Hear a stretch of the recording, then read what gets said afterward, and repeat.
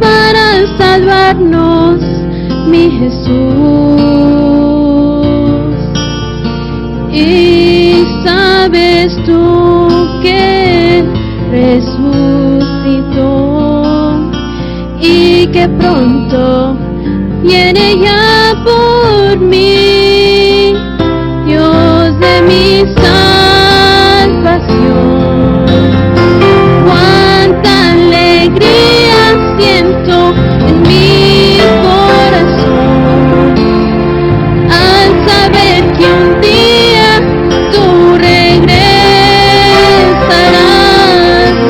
y a mi lado por siempre estarás.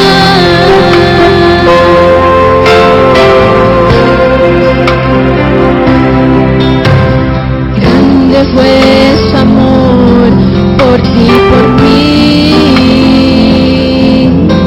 al sufrir por mis pecados en la cruz. También lo hizo por ti para darte redención. Él te ama, lo demostró en la cruz, Dios de mi salvación. Cuánta alegría siento en mi corazón al saber que un día tú regresarás y a mi lado por siempre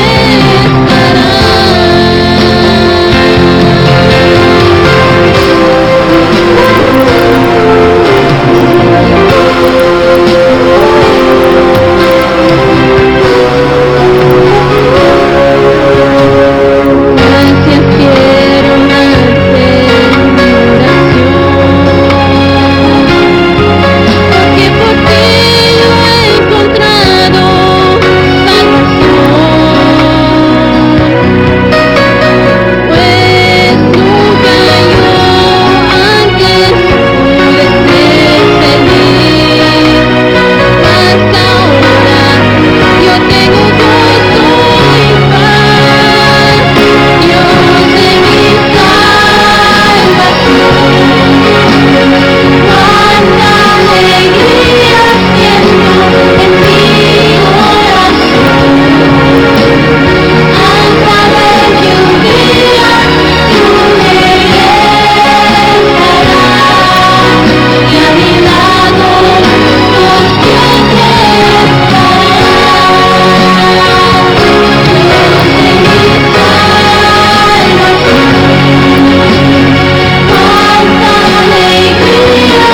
Cuánta alegría siento en mi corazón al saber que un día tú regresarás y a mi lado por siempre estarás. Y a mi lado por siempre estarás.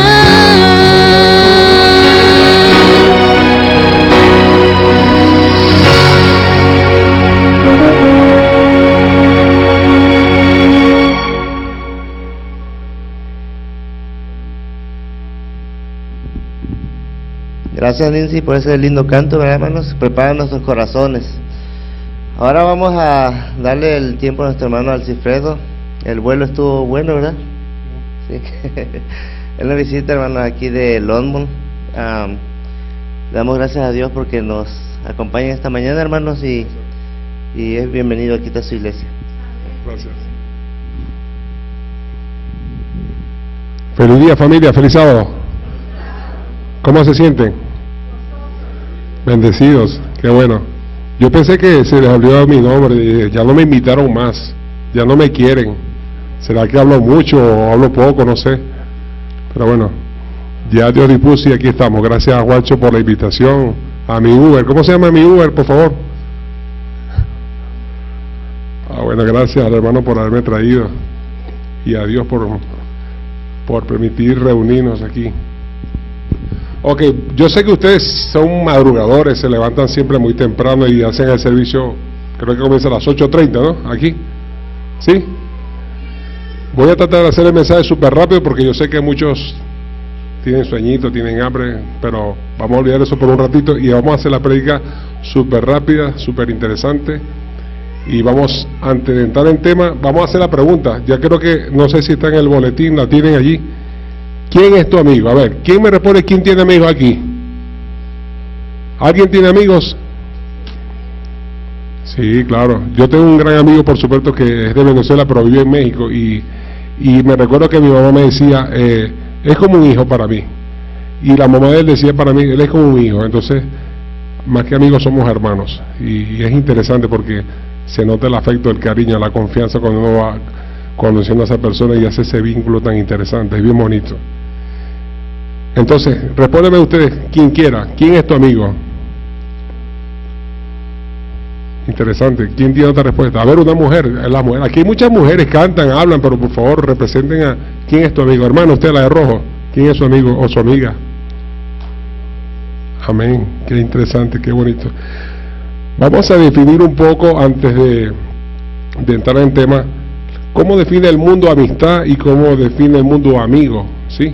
Yo tengo aquí algo rapidito para que vean. Dice, amistad se define como afecto personal, puro y desinteresado, compartido con otra persona que nace y se fortalece con el trato.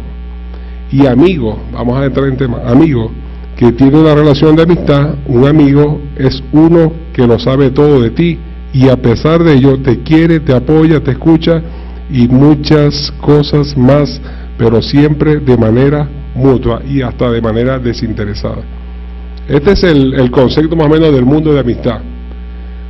Pero antes de entrar en tema, ¿cómo define la Biblia? Tengamos una oración, ¿sí? Oremos. Padre Santo, gracias por traernos, gracias por estar aquí.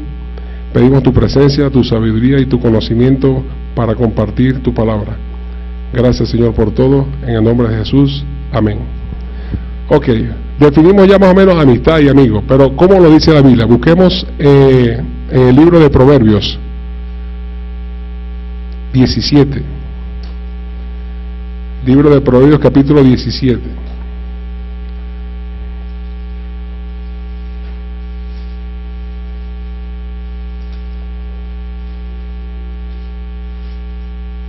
El versículo 17. Si alguien lo quiere leer, le doy la oportunidad.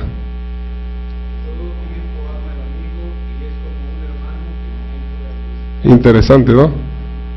Hermano amigo. Ahora en el capítulo 18 y el versículo 24 del mismo Proverbios. Está ahí cerquita, 18-24. ¿Quién lo quiere leer?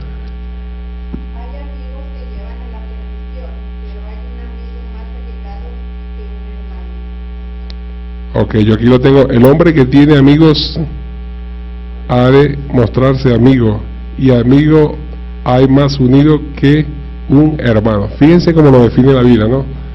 Es algo, es decir, uno más uno igual, es decir, amigo y hermano.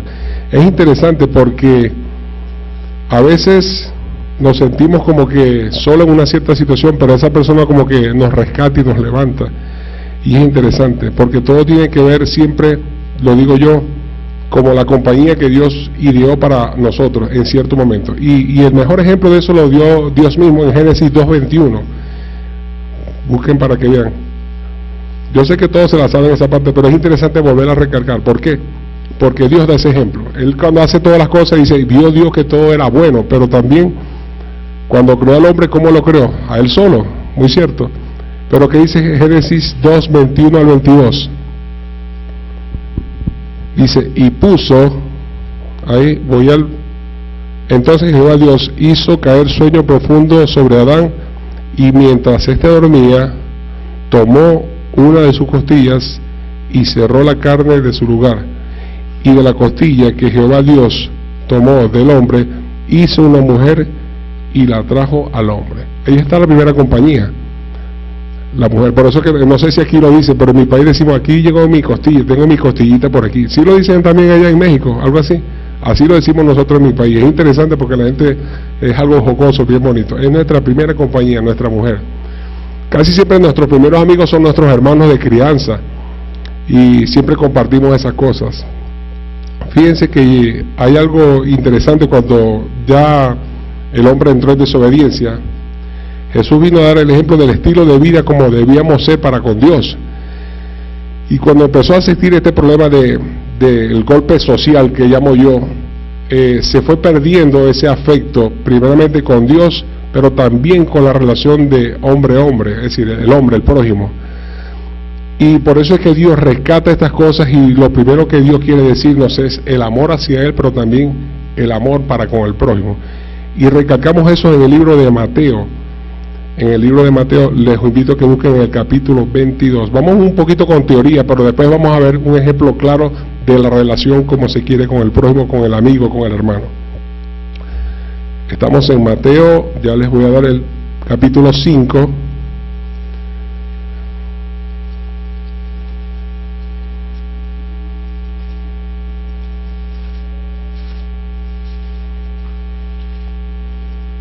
Mateo capítulo 5, versículos 43 y 44.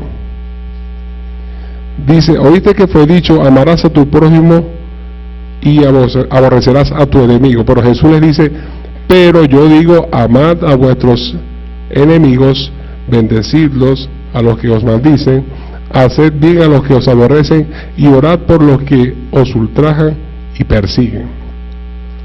Es interesante porque a veces hay que reconocer, no siempre vamos a pensar bien en una persona que nos hace mal, y querer hacerle bien para esa persona que nos hace daño no es fácil. Es decir, estamos en un lío nosotros, en un dilema. ¿Y qué quiere decir ahora con esa ley de Dios, esa ley del amor? En el Mateo 22 también quiere decir algo. Mateo 22, si voy muy rápido avísenme, porque yo hablo muy rápido.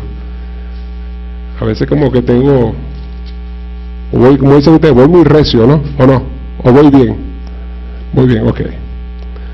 Mateo 22, 37, 39. ¿Qué es lo primero que dice aquí Dios? Dice: con todo tu corazón y con toda tu alma y con toda tu mente. Si vamos a poner las cosas, dice Dios, primero yo, así, aquí está el primer mandato, y el segundo sería, el segundo es semejante, dice Jesús: amarás a tu prójimo como a ti mismo. Entonces, si ya sabemos el mandato, sabemos lo que es la ley, que es la ley del amor.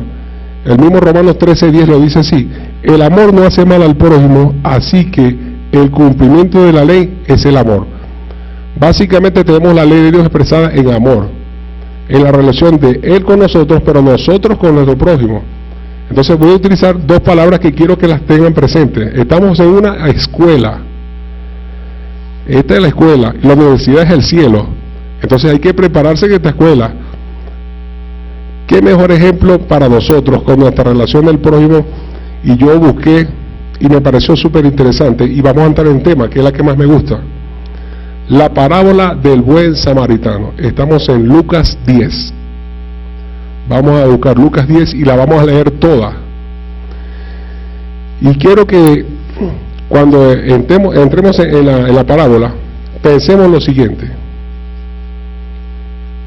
Sé que es una historia que la hemos leído, la hemos estudiado, pero quiero que hagamos un ejercicio mental, que es el que realmente nos va a meter en tema. Pensar no solamente leer, es decir, leer perfectamente, lo vamos a hacer, pero hacernos protagonistas del tema, de la parábola. Hay varios protagonistas aquí, y preguntarnos nosotros mientras estemos leyendo: ¿quién soy yo en la parábola? ¿Qué hago yo?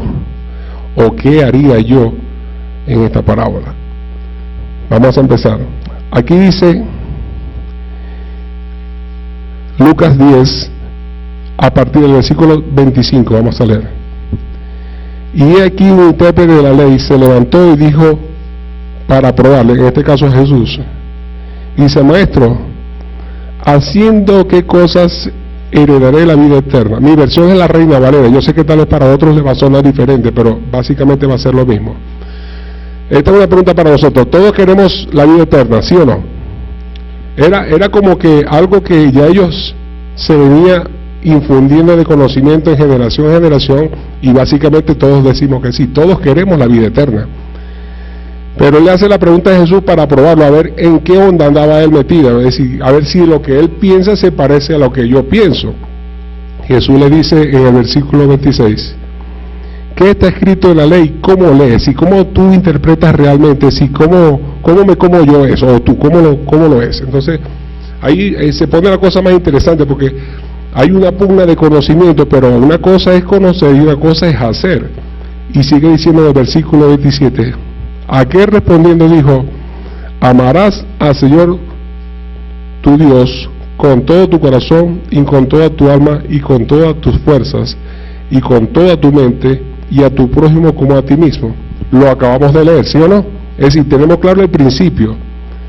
Es decir, el hombre está pasando la prueba. Entonces Jesús le dice en el 28, me disculpa que yo no tengo la vista tan buena, pero estoy tratando de leer, y le dijo, bien has respondido, haz esto y vivirás. Es decir, estamos claros.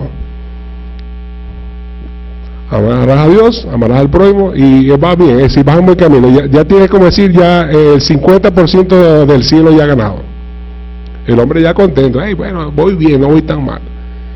Pero fíjense que la cosa se pone interesante cuando empiezan en nosotros los prejuicios. Y esto es importante, por eso es que quiero que cuando leamos la historia nos involucremos, es decir, nos hagamos protagonistas, no solamente lectores, ¿ok? Sigue diciendo. Pero él queriendo justificarse, esta palabra es interesante, dice, asimismo, dijo Jesús, ¿y quién es tu prójimo? Es decir, le vas a preguntar eso a Jesús cuando tú supuestamente tienes el concepto. Es decir, nosotros acabamos de leer ahorita lo que define amistad, amigos, el mandato de Dios, la ley, todo, perfecto. Es decir, nosotros conocemos todo, pero decirle eso a Jesús. Entonces Jesús, dándole el chance de que por lo menos, sabiendo lo que él quería hacer, le dice, le voy a responder de una manera simbólica, metafórica, para que él entre en la verdadera historia, en lo real.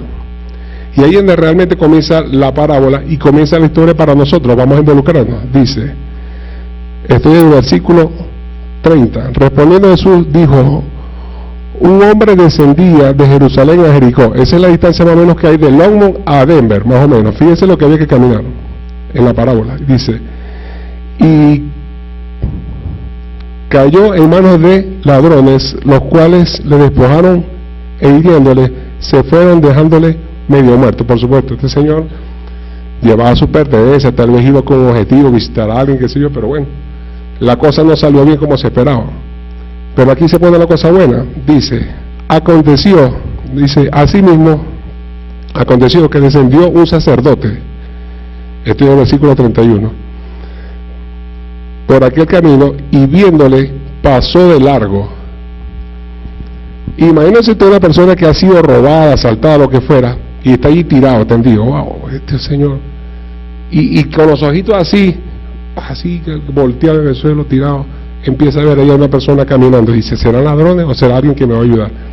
Pero no es la vestidura del sacerdote, dice, no, tú eres un sacerdote, ya estoy resuelto, este señor me va a ayudar. Esa es la primera impresión de lo que nosotros nos imaginamos de lo que nos va a suceder. ¿Y qué fue lo que pasó? Y cuando leímos, ¿qué pasó? Dice, wow, ni siquiera, estoy invisible, no me vio el sacerdote. ¿Qué pasó aquí? Dice ese hombre, se fue de largo. Entonces vamos a pensar, ¿soy yo en la historia el que está ahí tendido, tirado, el que golpeé, el que soy ladrón o soy sacerdote? Ya vemos que somos tres partes de la historia. Y sigue diciendo lo demás. En el 32, así mismo un levita, llegando cerca de aquel lugar y viéndole, pasó también de largo. Es decir, este hombre dice, bueno, hoy no es mi día de suerte, me han robado, me han golpeado, me quitaron todo lo que tenía, le llevaba aquí el mandado a mamá, qué sé yo, a mi hermanito, qué sé yo, lo que fuera, ya no tengo nada, y pasa de todo y nada que ver conmigo. Interesante, ¿no? Sigue diciendo, pero un samaritano, esa palabra es interesante porque estamos hablando de un judío, pero un samaritano que iba de camino, vino cerca de él y viéndole fue movido a misericordia, que es la palabra más interesante y más bonita de la parábola. Voy a hacer un paréntesis para recordar que el problema social entre judíos y samaritanos era evidente, y eso no se escapa de una realidad hoy por hoy. Yo recuerdo que en mi país, yo soy del oriente, yo soy cerca de Colombia, pero nosotros con los andinos, los de la parte de Andes y los del occidente, tenemos como que hay como que cierto roce social, ¿no? Y eso no es una cosa que hay que esconderla. Pero recuerdo que cuando estuve en México, eso también yo lo vi. Yo recuerdo que yo pasé del sur al norte, al centro, conocí bastante, afortunadamente, y vi que una señora, una vez que tuve la oportunidad de conversar con ella, me dijo esta palabra, chilango. No sé, ella se refería, yo estaba en Monterrey, y ella se refería como que hay una cosa que no se sienten bien entre ellos, entre la parte de México, y la hermana se está riendo porque sabe cómo es la historia. Eso tiene que ver con los del DF, con los de Monterrey, algo así, ¿no? Entonces, fíjense lo que pasa, que el problema social que tenemos nosotros está desde aquí, y entonces se ha ido como heredando, y eso como que nosotros como que tenemos esa espinita metida todavía ahí, entonces somos que, bueno, este no me gusta mucho, este no me simpatiza, o no sé, que tenemos ciertas cosas que a veces nos afectan, pero tenemos que tomar en cuenta algo, nos beneficia o nos perjudica en nuestra vida espiritual. Por supuesto que nos perjudica. Entonces de eso se trata la lección, porque el Señor le está preguntando a Jesús para probarlo, pero Él le está dando en la llaga. Dice, tu problema tal vez no es con Dios, pero es con el prójimo, pero ese problema con el prójimo también va a ser para con Dios, porque tu relación puede estar ciertamente bien con alguien o con ciertas personas, pero con algunos no, pero con Dios tampoco va a estar. Sigue diciendo, y acercándose, vendó sus heridas, echándoles aceite y vino, y poniéndole en su cabalgadura, lo llevó al mesón y cuidó de él. Sigue diciendo, al otro día, al partir, sacó 2 denarios, sacó por supuesto una cantidad de dinero, y lo dio al mesero, al mesonero. Mira, te voy a dar esta plata aquí, este dinerito, este señor me lo vas a cuidar, porque realmente yo lo encontré bien malogrado, chico, y necesito que se recupere para que él siga haciendo su cosa o se devuelva, en fin. Pero lo interesante es que dice que este señor, además de dejarle el comedor, él iba a regresar. Y después le dice la pregunta a Jesús, a este señor, ¿quién pues de estos 3 te parece que fue el prójimo del que cayó en manos de los ladrones? Por supuesto ya sabemos quién fue, el samaritano, fue movido por misericordia. Pero pregúntense una parte que nos interesa a nosotros. Leemos siempre como por encima, digo yo, pero no leemos siendo protagonistas de la historia y decir, ¿dónde estoy yo en esta historia? Por eso es que les decía el título al principio, ¿quién es tu amigo? Tu amigo ya sabemos que es nuestro quién, nuestro prójimo, pero también pasa a ser nuestro hermano. Pero tenemos un mandato divino que nos dice cuál es. Establecer una relación de amor con Dios, pero también establecer una relación con nuestro prójimo. Por eso es que les digo que esto es una escuela. Imagínense hoy por hoy, no tenemos que callarnos esto. A veces, por decir, la hermana de rojo, ¿cómo se llama? Guadalupe. Es que a mí Guadalupe me cae tan mal, no sé, yo cuando voy a los eventos y voy a comer ahí, no, déjame Guadalupe por allá bien lejos, si posible no voy a ir. Esos prejuicios nos hacen mucho daño. Incluso en casa puede pasar eso, a nivel social, en nuestro trabajo, en la tienda. Entonces, no, va a la tienda para comprar cualquier cosa. No, lo que pasa es que la persona o el encargado o la muchacha, no, eso no. Mire, yo le digo siempre a la gente algo.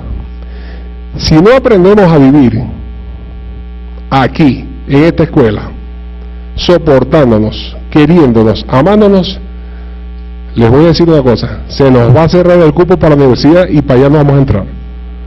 Así de suave, así de fácil va a ser.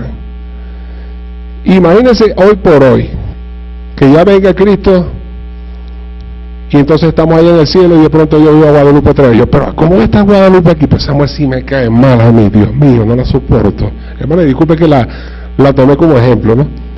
Usted no me cae mal. Entonces cuando pasa eso, ¿qué va a pasar? Dice, no, es que me cae mal, no vamos a ir, es que eso no va a pasar, eso no va a existir, esa posibilidad es nula, en el cielo no va a pasar eso. Por eso es que Dios da un periodo de preparación para cada uno de nosotros en nuestras vidas.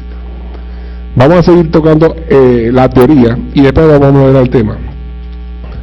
A veces se puede constituir una persona amiga o amistad de todo demás, pero también la Biblia señala lo que puede ser amistad para con Dios, pero también con el mundo, y la enemistad también. Entonces, pensemos en todas estas cosas. ¿Por qué?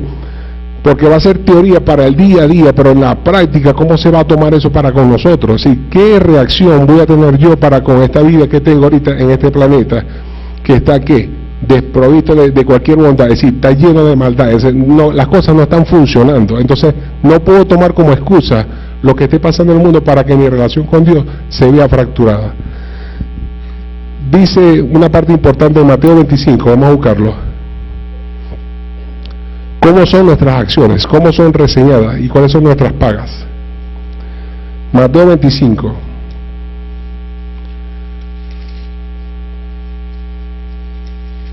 Creo que me hacen falta unos, ¿cómo dicen ustedes? Gafas, lentes. O creo que tengo poca luz aquí. Mateo 25. Versículo 35. Fíjense cómo dice Jesús cuando habla de la situación de relación de nosotros de hombre a hombre. Dice, porque tuve hambre y me diste de comer, tuve sed y me diste de beber, fui forastero y me recogiste, estuve desnudo y me cubriste, enfermo y me visitaste en la cárcel y viniste a mí. Entonces los justos responderán, Señor, ¿cuándo te vimos hambriento y te sustentamos, o sediento y te dimos de beber? ¿Y cuándo te vimos forastero y te recogimos, o desnudo y te cubrimos? ¿O cuándo te vimos enfermo o en la cárcel y vinimos a ti?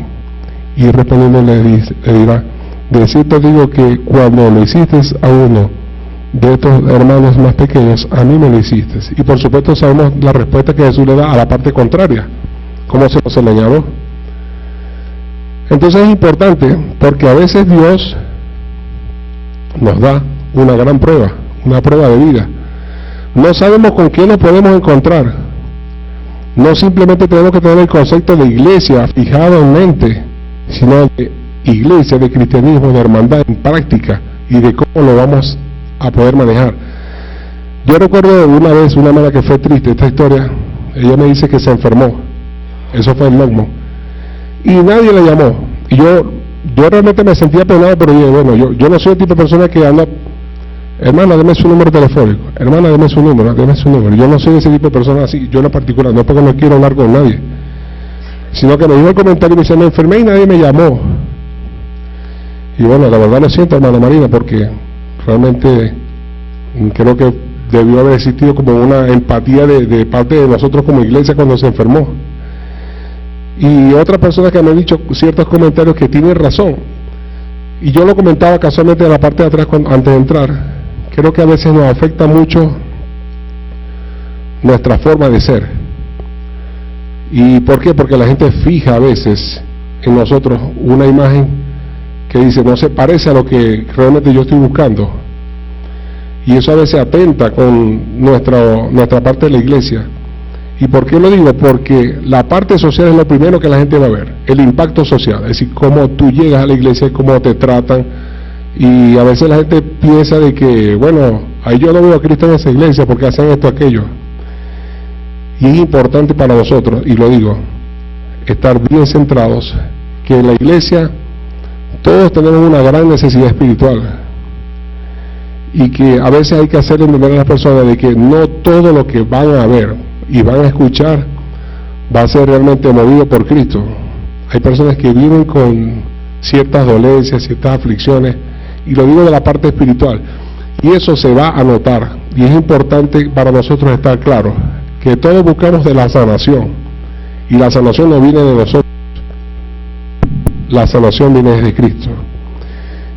Y a veces nosotros realmente dejamos que este problema se extienda, porque en vez de constituirnos amigos de Dios, amigos de Cristo, pasamos a ser amigos del mundo, y eso se constituye una enemistad contra Dios. Y así lo dice en el libro de Santiago. Quiero que lo busquemos para que lo ratifiquemos como concepto. El libro de Santiago, en el capítulo 4.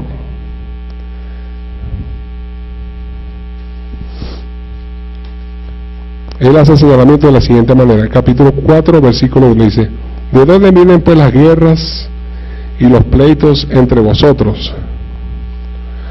¿No es de vuestras pasiones las cuales combaten en vuestros miembros? Dice: codiciáis y no tenéis, matáis y ardéis de envidia, y no podéis alcanzar, combatís y acecháis. Yo no puedo ver porque yo realmente tengo la vista bastante. Voy a acercarme aquí. Vamos. Voy con el versículo 2. Codiciáis y no tenéis, matáis y ardéis de envidia, y no podéis alcanzar, combatís y echáis, pero no tenéis lo que deseáis porque no pedís. Pedís y no recibís porque pedís mal, para gastar en vuestros deleites. Dice: oh almas adúlteras, ¿no sabéis que la amistad del mundo es enemistad contra Dios? Cualquiera pues que quiera ser amigo del mundo se constituye enemigo de Dios. Entonces es importante saber eso también. A veces queremos ser complacientes en ciertas cosas con el mundo y no sabemos que nos estamos haciendo un daño espiritual porque nos estamos ya calificando como los enemigos de Dios. Yo me recuerdo aquí que la parte de 2 de Timoteo, hay una parte también del Espíritu de Profecía que da ese comentario y es muy interesante, lo voy a leer rápido. Hablando de esta enemistad contra Dios, dice: los que siguen a Cristo, eso está en el libro de Patriarcas y Profetas en la página 434 para los que quieran anotar y los que quieran verificar. Dice: los que siguen a Cristo deben separarse de los pecadores y buscar su compañía tan solo cuando hay oportunidad de beneficiarlos. ¿Qué quiere decir esto? No quiere decir de que yo, como siendo cristiano, no voy a rechazar a las personas. Tengamos cuidado con eso también. Tal vez una persona no va a tener la misma sintonía en cuanto a lo que nosotros sabemos, pero eso no quiere decir que yo voy a cerrar las puertas de mi vida para esa persona. Hay que tener cuidado también. Y en 2 de Timoteo, para más o menos cerrar un poco el concepto, en 2 de Timoteo 3, 1 al 3, dice algo que va en correlación. 2 de Timoteo, capítulo 3, 1 al 3.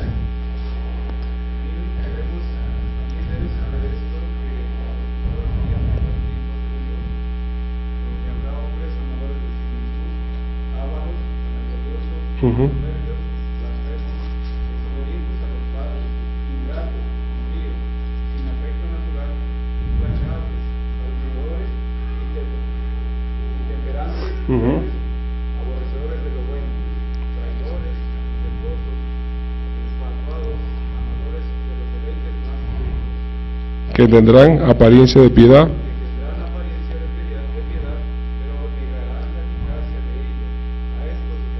amén. Gracias, hermanos, por la lectura. Me ayudó demasiado.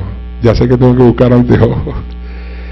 Entonces, ¿qué es importante? Porque diciendo todo esto, ¿en qué queremos llegar al punto? Primeramente, volviendo a lo que Dios nos manda, amarlo a Él, por supuesto, es importante, pero amar al prójimo. Pero digo yo, ¿cómo amo al prójimo si este prójimo realmente me siente difícil hacerlo? Entonces, algunos de otros deberes, por supuesto, como personas, es pedir a Dios en oración, buscarlo. Y casualmente en las lecciones del libro de Juan da mucho, en las lecciones que hemos tomado de esta escuela sabática en este trimestre, ha dado mucho. Y unos ejemplos, hay varios ejemplos y lo voy a tomar. Voy a darle a una persona la tarea de buscar primera de Juan 2, del 4 al 6, y todavía no me lo lee, pero vamos a buscar en Juan 14 y 15, dos partes interesantes de nuestros deberes para con Dios y para con nuestro pueblo. Juan 14,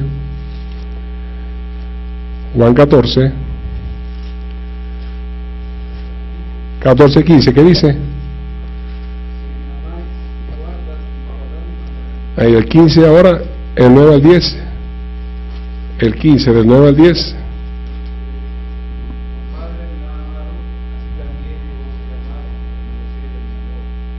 Si guardáis mi mandamiento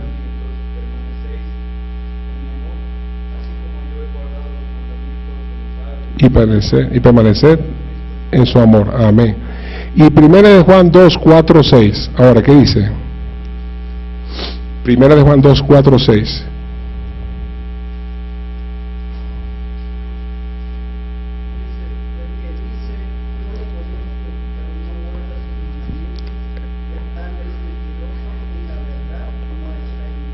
Ujú. Pero el que guarda su palabra, en ese verdaderamente el amor de Dios se ha perfeccionado. Por esto sabemos que estamos en él. Amén. Es interesante, ¿no? Porque Jesús dio también la enseñanza, pero el ejemplo y la manera como nos lo debíamos hacer. Acuérdense que Él, en su caminar del día a día, por supuesto acompañado de los apóstoles y tantas personas más, Él no solamente fue bien recibido en muchas partes, Él fue también rechazado y señalado y ofendido, pero Él seguía su camino y predicaba, y Él trataba de involucrarse con las personas porque realmente cumplió con su misión del mensaje. Y es la parte que nos corresponde a nosotros, pensar que a nivel social tal vez tenemos un golpe fuerte, pero lo interesante es levantarse de ese golpe, porque tenemos la enseñanza, tenemos el ejemplo, tenemos el mandato, y el mandato básicamente es amor. Entonces yo siempre digo que a veces nuestras iglesias pueden estar pasando por una situación social bien grave, y eso afecte a quien nos ve, pero nosotros tenemos el recurso, tenemos el amparo que es Dios, tenemos la enseñanza. Tal vez nos falte el amor, sí, pero el amor también viene de Dios, y se le puede pedir: mira Dios, yo realmente siento que yo no amo a mis hermanos, o a una hermana, o siento esto por aquello, por lo otro, pero yo quisiera que ese problema que yo tengo, yo no lo puedo resolver, pero yo quiero que tú, por favor, lo resuelvas por mí, porque yo necesito desechar eso y obedecerte por amor, y yo ganarme el cielo no por mis méritos, sino porque tú me lo has prometido, y yo hacerlo realmente porque me apasiona, Señor, obedecerte. Son cosas que deben funcionar en nuestra vida diaria. Recuerdo también un hermano que me decía: una vez conseguí una persona con una necesidad económica porque no tenía para comer, pero yo tenía dinero, y entonces lo que hice fue decirle: hermana, voy a orar por usted para que Dios le provea. ¿Cómo les parece esa situación? ¿No les parece un poco como que no encaja, verdad? Pero si tienes el dinero, yo creo que la puedes ayudar. Es decir, no importa que ese dinero diga: no, pero es que era para esto, pero bueno, pero la necesidad de ella es mayor que lo que tú puedas tener en ese momento, y el orar por ella no va a ser malo. Es decir, Dios también te acepta que puedas orar por él, pero si eres el vehículo para que Dios realmente haga el milagro en esa persona por el momento, el problema que tiene, resuélvelo. Es decir, no podemos pensar que solamente Dios nos dio la situación y la voy a resolver con una oración. No, Señor, no puede ser así tampoco, porque no se está manifestando el amor de Dios a esa persona. Es decir, la persona va a decir: wow, pero yo realmente me encaminé a esa persona porque yo sé que esa persona es cristiana, esa persona realmente debe ser movida por Dios en amor, y esa persona Dios la va a utilizar para ayudarme.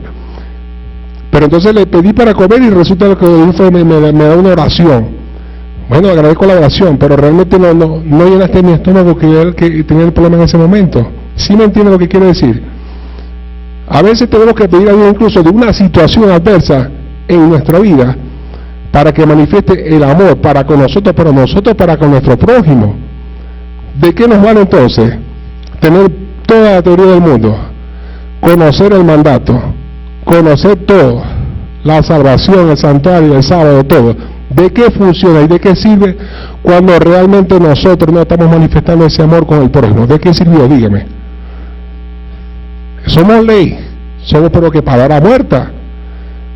Yo me recuerdo cuando decía un hermano, y eso lo dijo el hermano de Steve Borg: somos que salvados por gracia, por fe, sí, pero somos juzgados por obras. Y es interesante, hermano, porque hay que señalarlo. Nosotros a veces tenemos en nuestro poder de dejar que las personas sigan sentadas aquí, pero también de sacarlas con nuestras actitudes. A veces no sabemos la necesidad que tiene nuestro vecino, nuestro compañero de trabajo, que puede ser aún mayor que la que nosotros, aún teniendo dinero, pero su necesidad espiritual somos nosotros los vehículos, el que Dios va a utilizar para cubrirla. Por eso es que tenemos que pensar que el día a día de nuestra vida va a ser una relación de persona contra persona, y que el amor de Dios tiene que manifestarse en nosotros para nosotros hacerlo con ellos, porque ¿de qué nos va a servir entonces? Se los dije, si no aprobamos aquí la escuela, no vamos a ir a la universidad, señores, y así de fácil va a ser. Nosotros mismos tenemos la posibilidad de utilizar esa llave para entrar por la gracia y por fe al cielo, o cerrarnos esa puerta que es la universidad. Así de simple va a ser. Quiero que cerremos un poco el tema con esta reflexión. El Salmo 25:14. ¿Quién me lo lee? Salmo 25:14.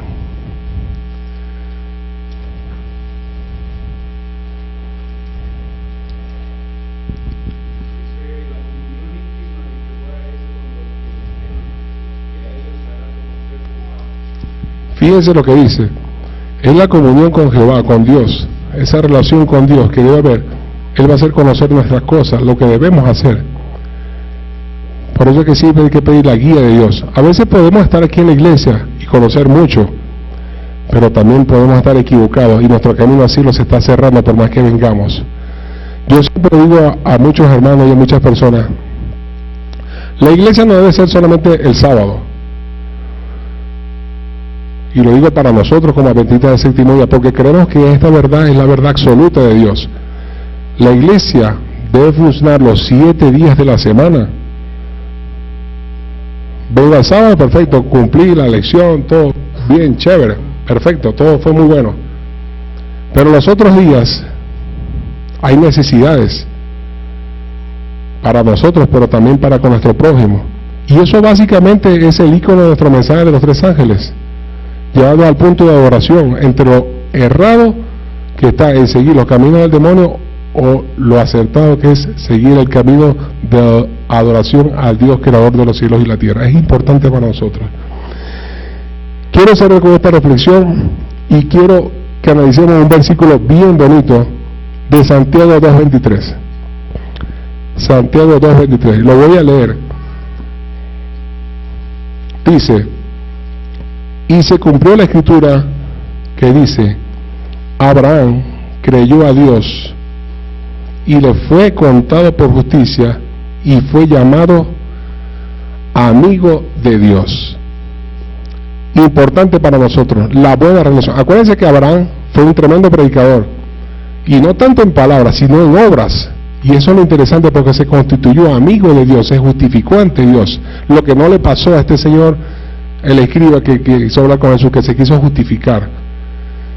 Ahora quiero que agarremos ese mismo versículo de Santiago 2:23, y lo vamos a leer.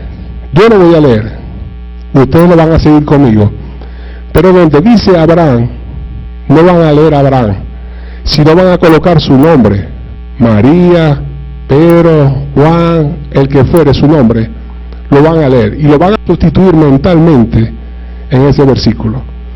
Y dice así, ¿listos? Y se cumplió la escritura que dice su nombre. Ajá.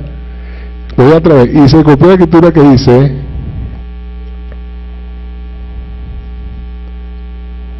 creyó en Dios y le fue contado por justicia y le fue llamado, ¿qué? Amigo de Dios. ¿Quién es tu amigo? Dios, Cristo. Amén. Que Dios nos bendiga hoy, mañana y siempre, hermanos.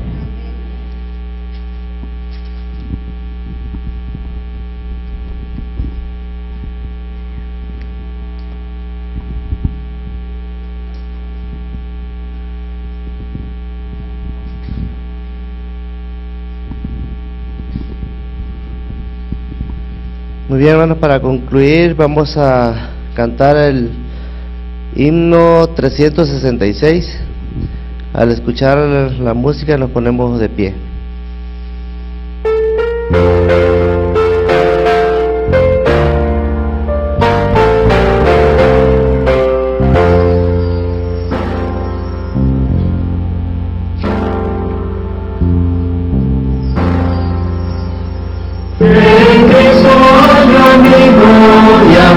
Salvador, contaré pues cuanto ha hecho Él por mí, hallándome perdido en digno pecado, rescatóme y me guarda para sí, me salva del pecado, me guarda del salvador, no deje estar conmigo siempre aquí.